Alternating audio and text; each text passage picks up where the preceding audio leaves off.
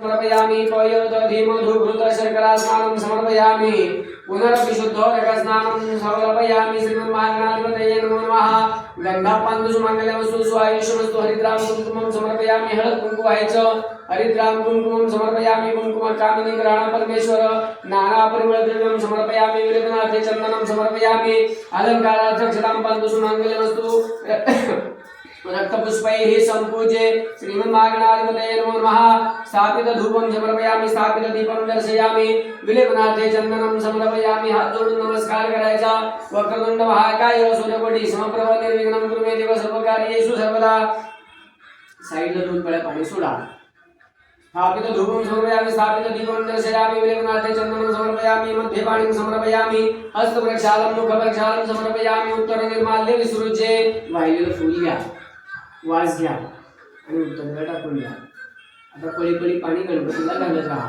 मनातल्या मनामध्ये ओम गण गणपतये नमः असं जप करा तांब्याजवळ घ्या पुनराभिषेकं जगदीशेत हरि ओम नमस्ते गणपतये त्वमेव प्रत्यक्षं तत्त्वमसि त्वमेव केवलं कर्तासि त्वमेव केवलं हर्तासि त्वमेव सर्वं खलितं ब्रह्मासि त्वं साक्षादात्मासि नित्यमृतमस्मि सत्यमस्मि अवतारम् अवश्रुतारम् अवदातारम् अवधातारम् अवानुचारम् अवशिष्यमपश्चादात् प्रस्तादात् अवशोधादात् अवधातात् सर्वतो मां पाहि पाहि समन्तात् त्वं वाङ्मयः त्वं चिन्मयः त्वमानन्दमयः त्वं ब्रह्ममयः त्वं सच्चिदानन्दाद्वितीयोऽसि त्वं प्रत्यक्षं ब्रह्मासि त्वं ज्ञानमयः ज्ञानमयि सर्वं जगदिदं तत्त्वो जायते सर्वं जगदिदं तत्तस्तिष्ठति सर्वं जगदिदं त्वयि नश्यति सर्वं जगदिदं त्वयि प्रत्येति त्वं भूमिरापो नलो नीलो नमः त्वं चत्वारि वाक्पदानि त्वं गुणत्रयातीतः त्वं देहत्रयातीतः त्वं कालत्रयातीतः त्वं अवस्थात्रयातीतः त्वं मूलाधारसदोषं नित्यं त्वं शक्तित्रयात्मकः त्वां योगिनो ध्यायन्ति नित्यं त्वं प्रत्यक्षं ब्रह्मास्तं रुद्रस्तं निद्रस्तं अग्निस्तं वायुस्तं सूर्यस्तं चन्द्रमास्तं ब्रह्मभूर्भुवस्वरं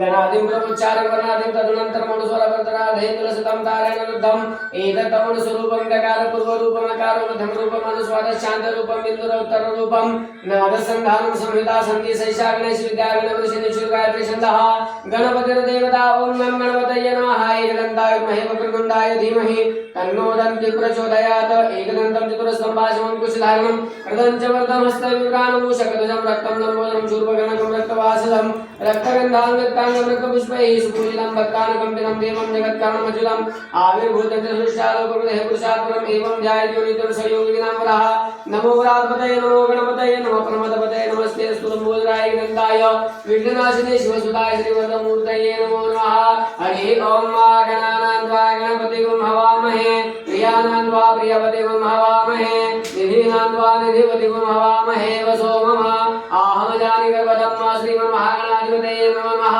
अभिषेकं जगदीशेत शान्तिरस्तु तुष्टिरस्तु पुष्टिरस्तु निर्विघ्नमस्तु स्वच्छ धुंज गणपतीला परिमलद्रव्यं समर्पयामि विलेपनार्थे चन्दनं समर्पयामि अलङ्काराध्यक्षलां पाञ्चसुमङ्गलमस्तु स्वायुष्यमस्तु प्रसन्नपूजार्थे पुष्पं समर्पयामि रक्तपुष्पैः सम्पूज्य नानापरिमलद्रव्यं समर्पयामि विलेपनार्थे चन्दनं समर्पयामि दुर्वादनं समर्पयामि वरती डोक्यावर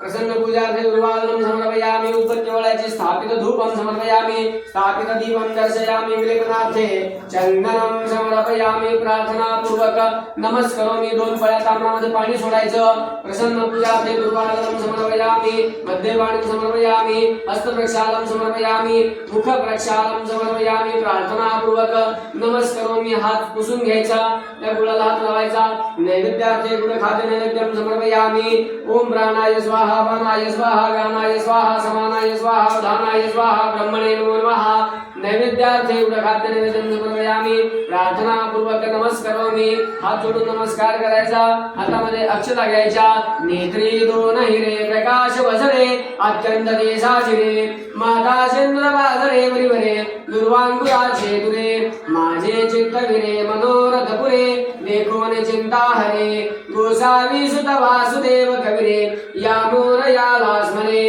एकरदना गजवदना देवा एकरदना गजवदना देवा लंबोदर सगुणा हो देवा लंबोदर सगुणा हो देवा पार्वती पुत्र गजानन देवा पार्वती पुत्र गजानन देवा जय जय गणनाथा हो देवा जय जय गणनाथा हो देवा मंगलमूर्ती मोरया गणपती बाप्पा मोरया मंत्रपुष्पांजलिं समर्पयामि श्रीमन्महागणाधिपतये नमो नमः सगळ्या मनातल्या घ्या जसा आपण गणपतीला अभिषेक केला तसा बाळकृष्णाला अभिषेक करायचा 2 पळ्या पाणी 2 पळ्या पंचामृत परत 2 पळ्या पाणी घाला शुद्धोदक स्नानं समर्पयामि पंचामृत स्नानं समर्पयामि पय दधी मधु घृत शर्करा स्नानं समर्पयामि पुनरपि शुद्धोदक स्नानं समर्पयामि विष्णवे नमः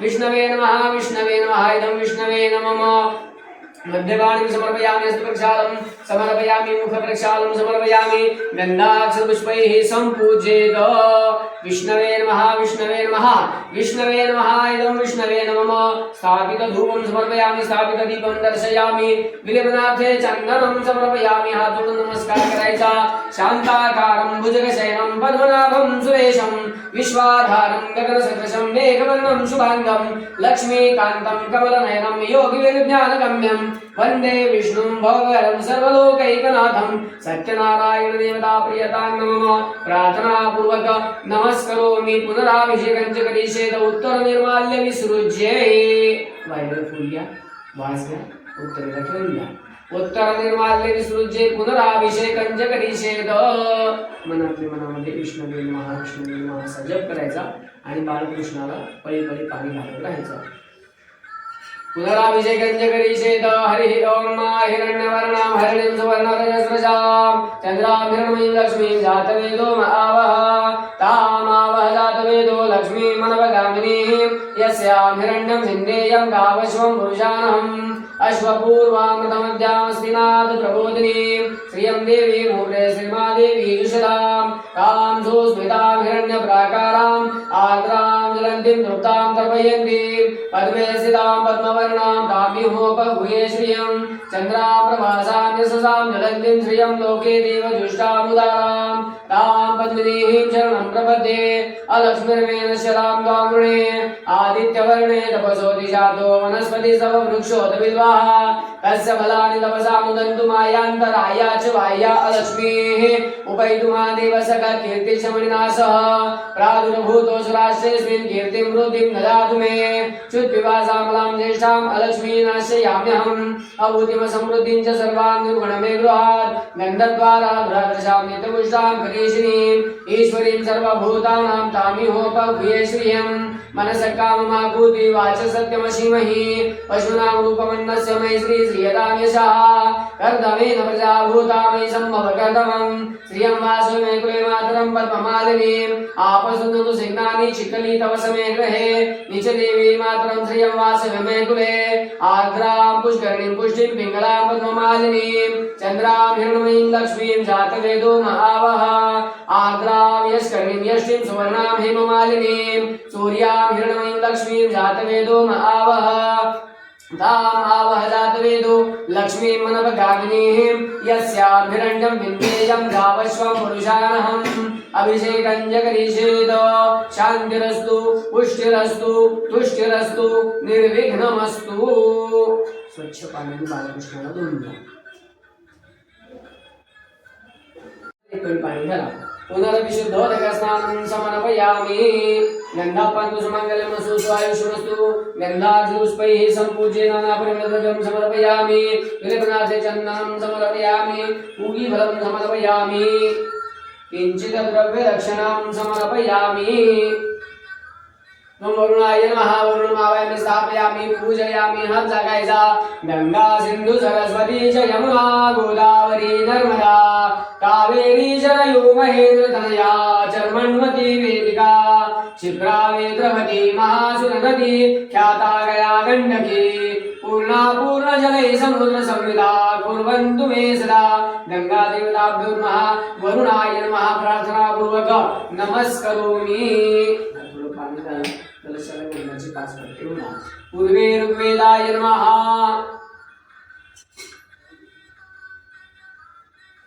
पूर्वेला पाठीमागे हां थोडंसं पुढे जाऊ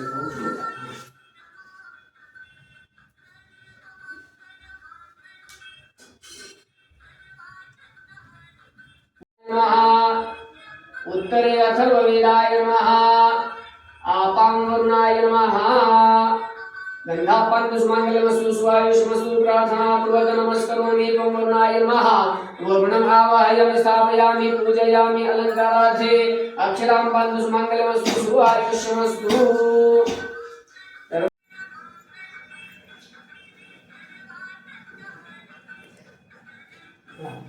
ओम केशवाय नमः ओम माधवाय नमः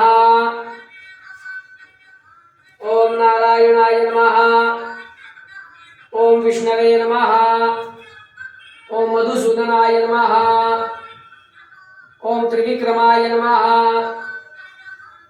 ओम वामनाय नमः ओम श्रीधराय नमः ओम ऋषिकेशाय नमः ओम पद्मनाभाय नमः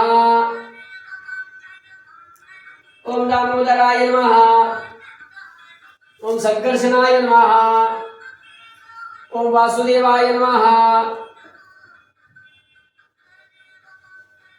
ओम प्रद्युम्नाय नमः ओम अनिरुद्धाय नमः ओम पुरुषोत्तमाय नमः ओम अधोक्षजाय नमः ओम नारसिंहाय नमः ओम अच्युताय नमः ओम जनार्दनाय नमः ओम उपेंद्राय नमः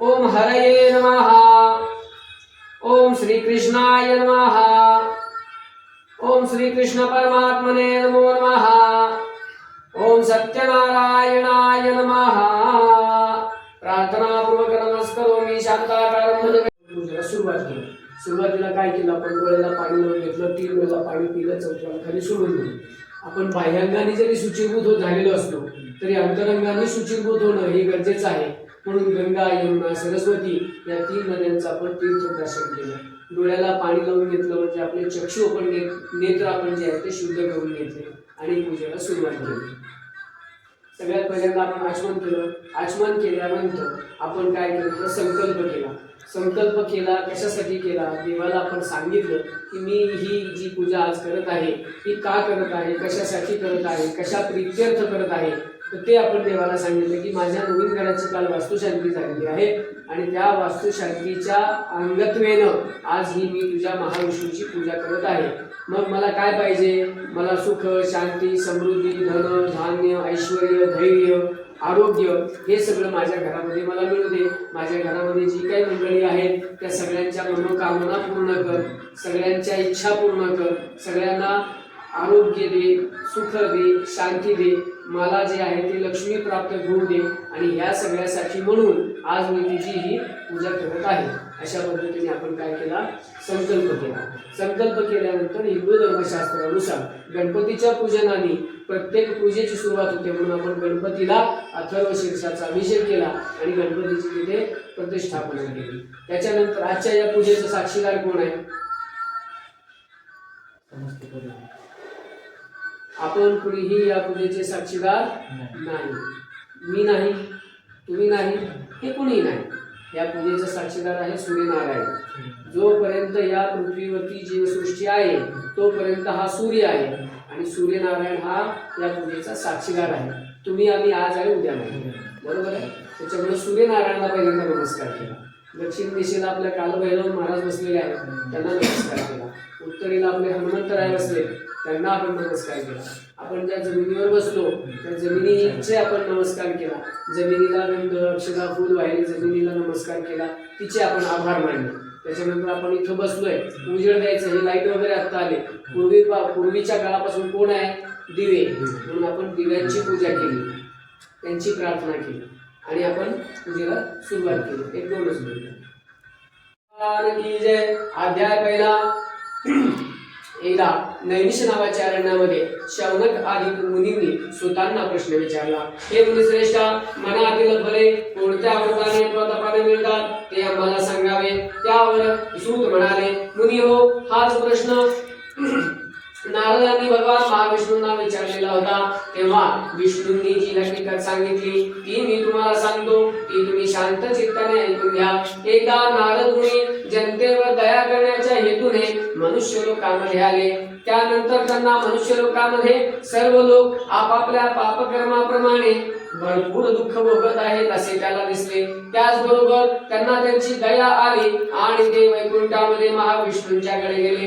त्यांनी विष्णूंची स्तुती केली आणि विष्णू नाम प्रसन्न करून घेतले। त्यानंतर ते म्हणाले, हे भगवंता, आपली जर माझ्यावर कृपा असेल तर मनुष्य लोकातील सर्व लोकांची दुःख नाहीशी होतील असा एक साधा आणि सोपा उपाय सांगा। त्यावर भगवान महाविष्णू म्हणाले, हे वत्सा नारदा, मी तुझ्यावर अति प्रसन्न झालेलो आहे आणि म्हणून मृत्यू लोकामध्ये आणि स्वर्ग लोकामध्ये कोणालाही माहित नसलेले असे महापुण्यकारक व्रत मी तुला सांगत आहे। हे व्रत करणारा सर्व काळ सुख भोगून शेवटी सत्यनारायण पुरामध्ये जातो। सूर्योदयाच्या वेळी किंवा सूर्यास्ताच्या वेळी केव्हाही 2 तासामध्ये सत्यनारायणाचे पूजन करावे। केळी, दूध, तूप, साखर व रवा यांनी युक्त केलेला प्रसाद श्री सत्यनारायणाला अर्पण करावा। आपले बंधू बांधव, मित्र परिवार, आप्तेष्ट यांच्यासह श्री सत्यनारायणाची कथा ऐकून तीर्थप्रसाद घ्यावा। नंतर सर्वांसह भोजन करावे। श्री सत्यनारायणाची पूजा पवित्र देवालयामध्ये किंवा आपल्या घरामध्ये करावी। या सत्यनारायणाच्या पूजनाने सर्व मनुष्याच्या सर्व इच्छा पूर्ण होतात। कलियुगामध्ये श्री सत्यनारायणाची पूजा फळ देणारी आहे। याच ठिकाणी श्री रेवाखंडातील श्री सत्यनारायण कथेचा पहिला अध्याय समाप्त झाला। हरे नमः, हरे नमः, हरे नमः। कुंडलिकावरदेव हरे विठ्ठल, श्री ज्ञानदेव तुकाराम, पंढरनाथ भगवान की जय, माऊली ज्ञानेश्वर महाराज की जय, जगद्गुरु संत तुकाराम महाराज की जय, श्री सत्यनारायण भगवान की जय। अध्याय दुसरा।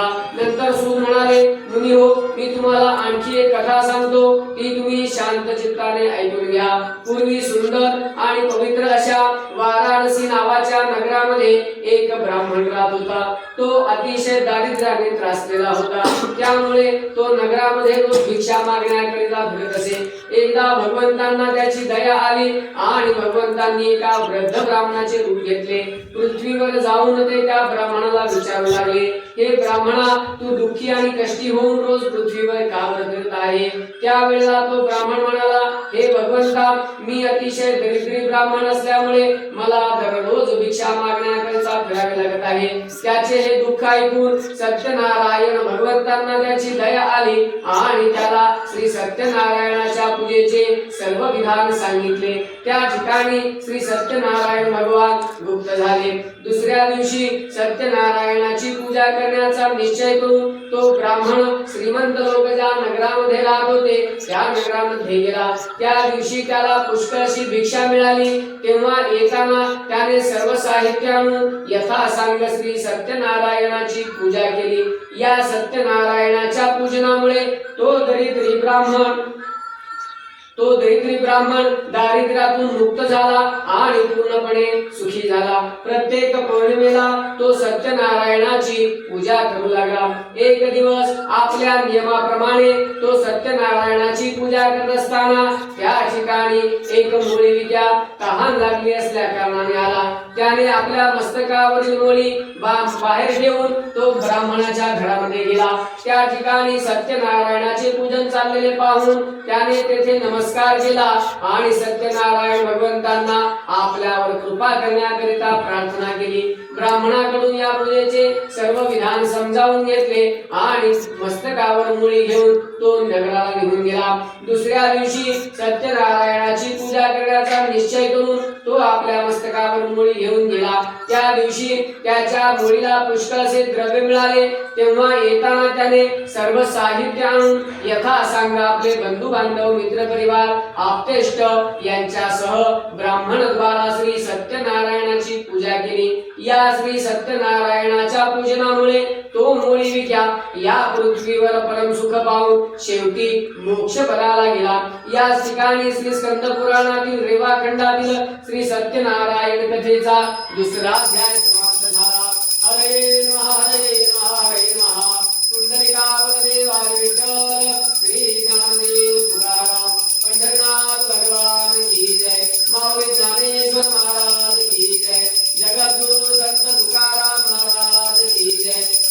सत्यनारायण भगवान की जय। अध्याय 3 मुनी हो, मी तुम्हाला आणखी एक कथा सांगतो, ती तुम्ही शांत चित्ताने ऐकून घ्या। पूर्वी उल्कामुख नावाचा एक सत्यवान आणि भक्तिमान असा राजा होऊन गेला। तो राजा प्रजेचे पालन करण्याविषयी अति तत्पर असा होता। दररोज ब्राह्मणांना दक्षिणा देऊन तो संतुष्ट करत असे। एक दिवस त्या राजाची पत्नी राजाला म्हणाली, महाराज, आपण नदीच्या तीरावर श्री सत्यनारायणाची पूजा करूया। आपल्या पत्नीचा शब्द का मोडायचा, म्हणून राजाने नदीच्या तीरावर श्री सत्यनारायणाचे पूजन केले। त्या ठिकाणी साधू नावाचा एक वाणी व्यापारासाठी निघालेला होता।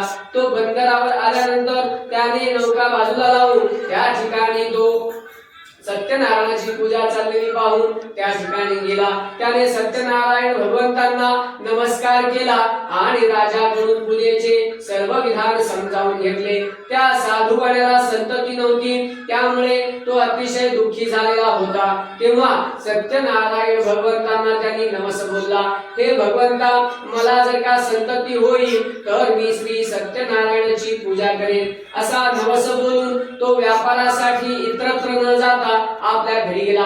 घरी गेल्यानंतर आपली पत्नी लीलावती हिला आपण केलेला नवस सांगितला। त्याची पत्नी लीलावती आनंदी अंतःकरणाने पतीची सेवा करीत असताना श्री सत्यनारायणाच्या कृपा प्रसादाने गर्भवती राहिली। 9 महिन्यांनी तिला एक सुंदर अशी कन्या प्राप्त झाली। त्या कन्येचे नाव कलावती असे ठेवण्यात आले। ती कलावती दिवसेंदिवस चंद्राच्या कलेप्रमाणे दिवसेंदिवस वाढू लागली, परंतु दुर्दैवामुळे त्या साधूवाण्याला पूर्वी नवस केलेले सत्यनारायणाचे पूजन तो विसरून गेला।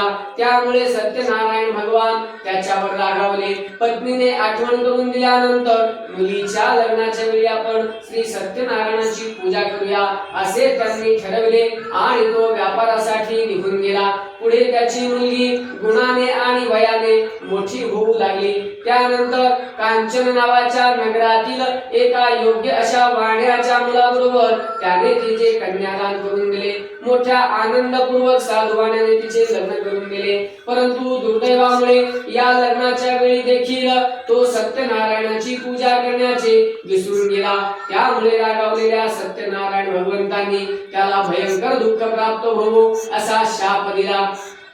काही काळ उत्तम गेल्यानंतर तो साधुवाणी काळाच्या प्रेरणेप्रमाणे जावयाला घेऊन चंद्रकेतू राजाच्या राज्यामध्ये व्यापार करू लागला। सुरुवातीचा काळ उत्तम गेल्यानंतर काही दिवसांमध्ये तेथील चंद्रकेतू राजाच्या वाड्यामध्ये चोरी झाली। चोरलेले द्रव्य घेऊन चोर पळू लागले। त्यांचा पाठलाग राजदूतांनी केला। त्यामुळे ते चोर घाबरले आणि शेजारी राहत असलेल्या साधुवाण्याच्या घरामध्ये त्यांनी चोरीचे साहित्य टाकून दिले आणि ते चोर पळून गेले। पाठीमागून राजदूत आले आणि त्यांना चोरीला गेलेले साहित्य साधुवाण्याच्या घरी सापडले, म्हणून साधुवाणी आणि त्याचा जावई या दोघांना चोर समजून विड्या घातल्या। राजासमोर आणून उभे केले। राजाने देखील विशेष विचार न करता त्यांना बंदीशाळेत टाकण्याची आज्ञा दिली। आम्ही चोर नाही, आम्ही व्यापारी आहोत असे ते म्हणत होते, परंतु सत्यदेवाच्या मायेमुळे त्यांचे बोलणे कुणीही ऐकले नाही। इकडे साधुवाण्याच्या घरी देखील चोरांनी सर्व साहित्य लुटून गेले। त्यामुळे दुःखी आणि कष्टी झालेली त्याची पत्नी आणि मुलगी यांना अतोनात दुःख झाले। त्या घरोघरी भिक्षा मागत फिरू लागल्या। एक दिवस भुकेने व्याकुळ झालेली कलावती एका ब्राह्मणाच्या घरी गेली असताना त्या ठिकाणी श्री सत्यनारायणाचे पूजन चालले होते। ती त्या ठिकाणी थांबली। तिने सत्यनारायण भगवंतांना नमस्कार केला, तीर्थप्रसाद घेतला आणि आपल्या घरी आली। घरी यायला तिला उशीर झाला, त्यामुळे आईने विचारले, हे मुली, एवढ्या रात्र होईपर्यंत तू कोठे होतीस? तुझ्या मनामध्ये काय बरं चाललेलं आहे? त्यावेळेला कलावती म्हणाली, हे आई, मी सर्वांच्या सर्व इच्छा पूर्ण करणारे असे एक व्रत पाहिले आहे। हे ऐकल्याबरोबर लीलावती तिला श्री सत्यनारायणाच्या पूजेची आठवण झाली आणि तिने यथासंग साहित्य आणून आपले बंधू बांधव मित्र परिवार आप्तेष्ट यांच्यासह श्री सत्यनारायणाची यथासंग पूजा केली आणि सत्यनारायण भगवंतांना प्रार्थना केली, हे भगवंता, माझे पती आणि जावाई यांचे अपराध माफ करून आपण आम्हाला क्षमा करावी। तिने केलेल्या या पूजनामुळे संतुष्ट झालेल्या सत्यनारायण भगवंतांनी चंद्रकेतू राजाच्या स्वप्नात जाऊन सांगितले, हे राजा, जे 2 वाणी तू बंदिशाळेत टाकलेले आहेस त्यांना तू सकाळी सोडून दे, त्याचप्रमाणे त्यांचे धनही त्यांना परत देऊन टाक। असे जर का तू न करशील तर धन, राज्य, पुत्र यांच्यासह मी तुझा नाश करेन। सकाळी चंद्रकेतू राजाने सभेमध्ये आपल्याला पडलेले स्वप्न सांगितले, त्या 2 वाण्यांना आपल्या समोर आणले, त्यांना वस्त्र अलंकार देऊन त्यांचा गौरव केला आणि त्यांना मधुर वाणीने म्हणाला, वैश्य हो, तुमच्या दैवयोगामुळे तुम्हाला पुष्कळ दुःख भोगावे लागले आहे, परंतु आता तुम्ही चिंता करू नका, तुम्ही सुखाने आपल्या घरी जा। असे म्हणून त्यांना अलंकार देऊन त्यांचा गौरव केला। दोघांनीही राजाला नमस्कार केला आणि आपल्या नगराला जाण्याची ते तयारी करू लागले। या ठिकाणी श्री स्कंद पुराणातील रेवाखंडातील श्री सत्यनारायण कथेचा 3रा अध्याय समाप्त झाला। हरे हरे महा कुंडलिकावरती वारे विठ्ठल श्री ज्ञानदेव तुकाराम पंढरनाथ भगवान की जय, माऊली ज्ञानेश्वर महाराज की जय, जगद्गुरु संत तुकाराम महाराज की जय, श्री सत्यनारायण भगवान की जय। अध्याय 4 साधुवाण्याने सर्वांचा आशीर्वाद घेतला आणि तो आपल्या नगराला जाण्याची तयारी करू लागला। त्याने एक नौका ठरवली, त्या नौकेवर राजाने दिलेले धनधान्य भरले आणि तो आपल्या नगराला जाण्याची तयारी करू लागला। इतक्यात सत्यनारायण भगवंतांनी त्याची परीक्षा पाहण्याकरिता संन्यास वेश धारण केला आणि ते त्या साधुवाण्याला विचारू लागले, हे साधू, तुझ्या या नौकेमध्ये काय भरलेलं आहे? तेव्हा धनाने उन्मत्त झालेले ते 2 वाणी उपहासाने म्हणू लागले, संन्यासी महाराज, तुम्हाला आमचे द्रव्य न्यायचे म्हणून विचारताय की काय? परंतु आमची जी ही नौका आहे ती फक्त आणि फक्त पालापाचोळ्यांनी भरलेली आहे। अशा पद्धतीचे खोटे भाषण ऐकून सत्यनारायण भगवान त्याला एवढंच बोलले, तू जे आता बोललेला आहेस तुझे बोलणे खरे हो। असे म्हणून नदीच्या तीरावर पलीकडे जाऊन बसले। इकडे साधुवाण्याने आपले नित्यकर्म आटोपले आणि नौकेजवळ जाऊन पाहिले तो त्याची नौका हलकेपणामुळे जास्त पाण्याच्या वर तरंगत असलेली त्याला दिसली। त्याचबरोबर तो घाबरला आणि नौकेमध्ये जाऊन पाहू लागला तर त्याची नौका खरोखर धनधान्याच्या ऐवजी पालापाचोळ्यांनी भरलेली दिसली। तो शोक करू लागला, दुःख करू लागला। त्याचा जावई म्हणाला, महाराज, उगाच शोक करत बसू नका, त्या संन्यासी महाराजांनी जो शाप दिला आहे त्या शापामुळे हे सगळं घडलेलं आहे आणि म्हणून आपण त्यांना शरण जाऊया।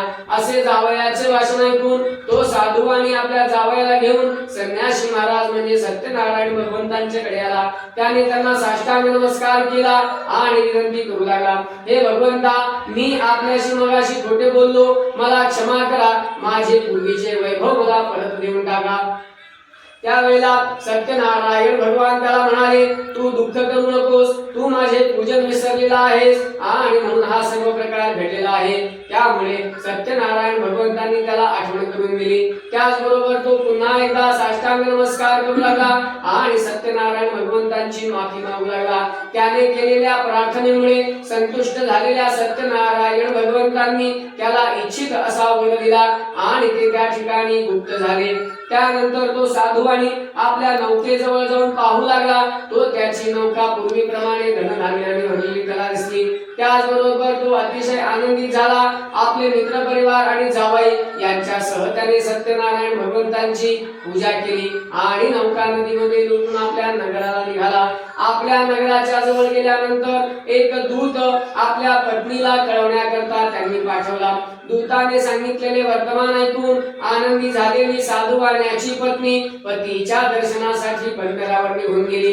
जाताना तिने मुलीला श्री सत्यनारायणाची पूजा कर असे सांगितले आणि ती घाईघाईने निघून गेली. आईने सांगितल्याप्रमाणे कलावतीने श्री सत्यनारायणाची पूजा केली, परंतु तीर्थप्रसाद न घेता ती तशीच बंदरावर निघून गेली. त्यामुळे रागावलेल्या सत्यनारायण भगवंतांनी तिचा पती असलेली नौका पतीसह पाण्यात बुडवली. त्यामुळे दुःखी आणि कष्टी झालेली कलावती पतीच्या पादुका घेऊन सती जाण्याचा तिने निश्चय केला. भयभीत झालेला साधू आणि त्याची पत्नी हा काय प्रकार आहे म्हणून आश्चर्य करू लागले.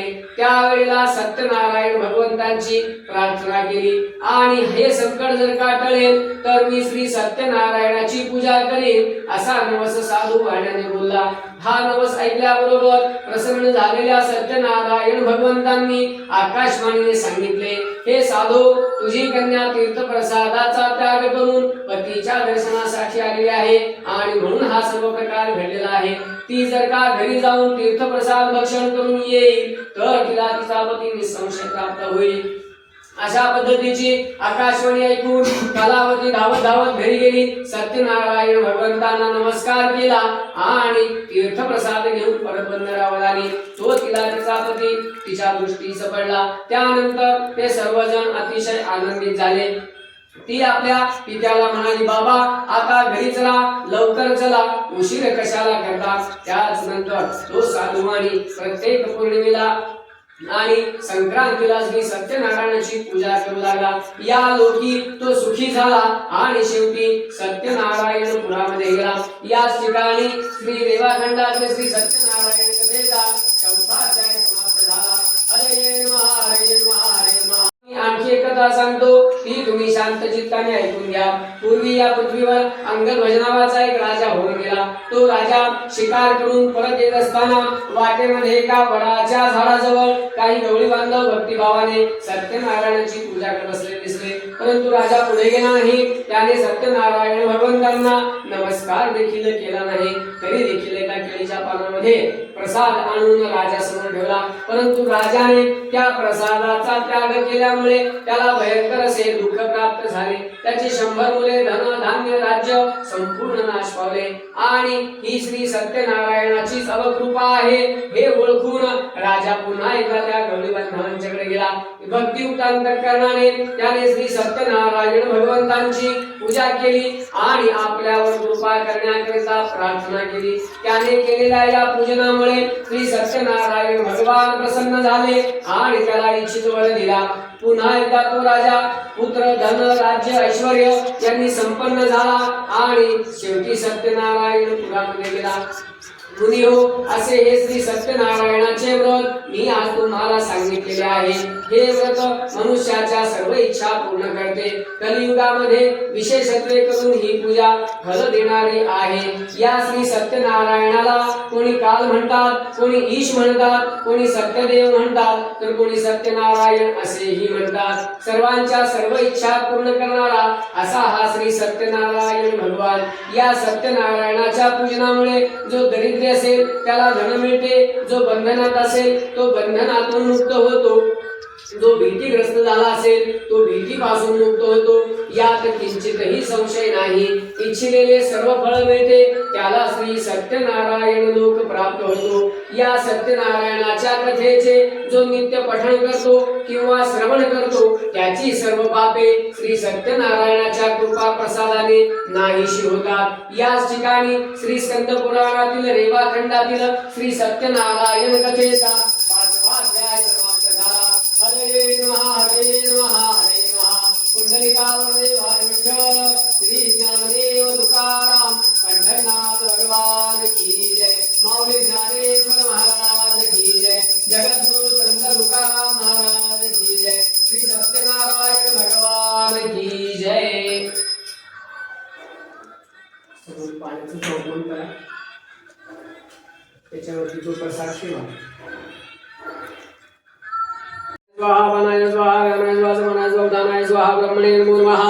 नैवेद्यार्थे मिष्टान्न नैवेद्यम समर्पयामि. 3 वेळा करून चौथ्या खाली सोडून द्यायचं. नैवेद्यार्थे मिष्टान्न नैवेद्यम समर्पयामि. प्रार्थनापूर्वक नमस्करोमि.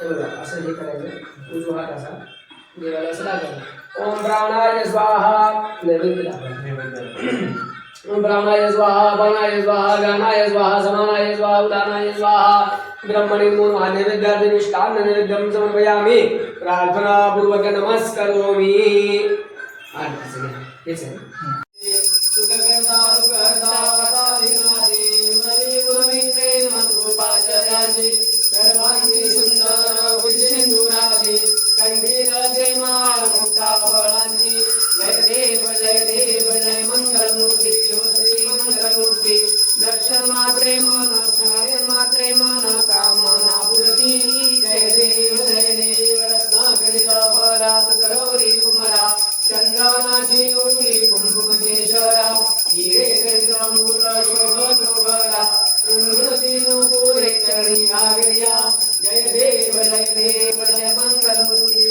श्री मंगलमूर्ती दर्शन मात्रे मन श्रावण मात्रे मन कामना पूर्ती जय देव लंबोदर पीतांबर फणिवर वंदना चरण सुंदर वक्र सुंदर त्रिनयना माता वटपाये सना कंकटी पावावे निर्वाणी रक्षावे सुरवर वंदना जय देव जय मंगलमूर्ती श्री मंगलमूर्ती दर्शन मात्रे मन श्रावण मात्रे मन कामना पूर्ती जय देव युगे यज्ञानि विठवरी गुहा वामंगे कुमारी दिव्य शोभा पुंडलिकाच्या भेटी परब्रह्म आलेगा चरणी वाहे भीमा उद्धरी जगा जय देव जय पांडुरंगा हरि पांडुरंगा रघुमाई वल्लभा राहिका वल्लभा पावे ज्वलगा जय देव तुलसी माला गौरा कर देव जोड़ी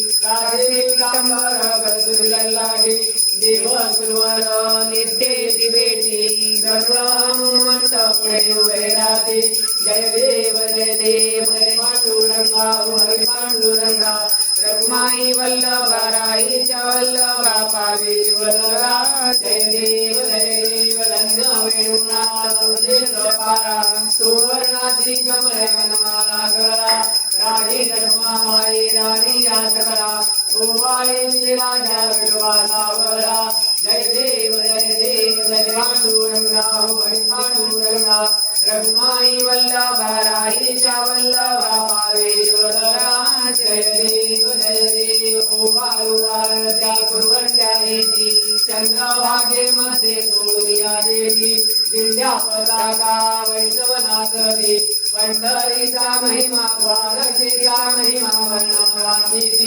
जय देव जय पांडुरंगा हरि पांडुरंगा रखमाई वल्लभा राहिका वल्लभा पावे ज्वलगा जय देव आषाढी काशी भक्तरण्येती साधू जनयेती चंद्रभागे मध्ये स्नान करती दर्शन घेण्या मात्र तया होय मुक्ती केशवाची नामदेव माधवाची नामदेव भावी उभारीची जय देव जय पांडुरंगा हरि पांडुरंगा रघुमाई वल्लभा राहिका वल्लभा पावे ज्वलगा जय देव कर्पूर गौर करुणावतारं संसार सारं भुजगेन्द्राल सदा हृदयारविन्दे भवं भवामि चैतं नमामि भवं भवामि चैतं नमामि चरणं प्रेमे आलिङ्गनानन्दे पूजितं भावे वायं मरेना त्वमेव माता पिता त्वमेव बन्धुः सखा त्वमेव विद्या तरणं त्वमेव सर्वं मम देवदेव कायेन वाचा मनसेन्द्रिये वा बुद्ध्यात्मना वा प्रकृतिस्वभावा करोमि यज्ञं सकलं परस्मै नारायणाय समर्पयामि अखिलं केशवं नारायणे कृष्णदामोदरं वासुदेवं हरे श्रीधर्माधवं रूपिकावल्लभं जानकीनायकं रामचन्द्रं हरे राम राम हरे हरे हरे कृष्ण कृष्ण कृष्ण हरे हरे हरे राम राम राम हरे हरे हरे कृष्ण कृष्ण कृष्ण हरे हरे गणपति बप्पा मोरया मंगलमूर्ति मोरया सत्यनारायण भगवान की जय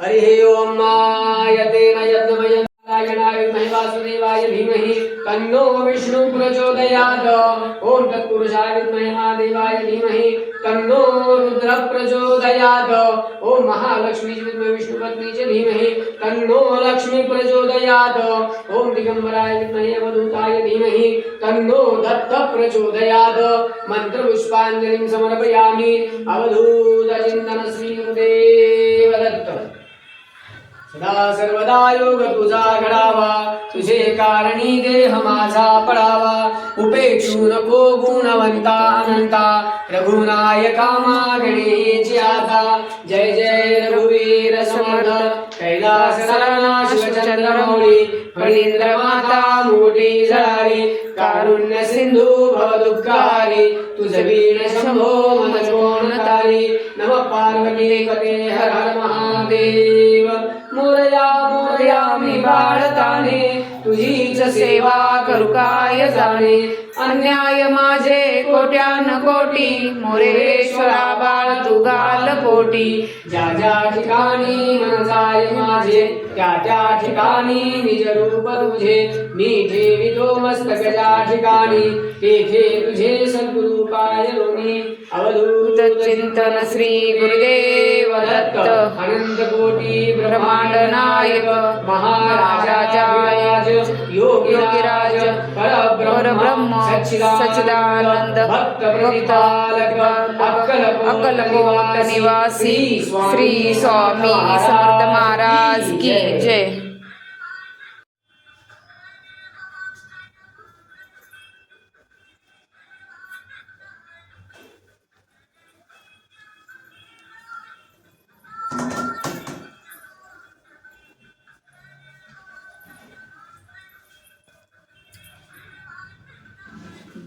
मिल गया।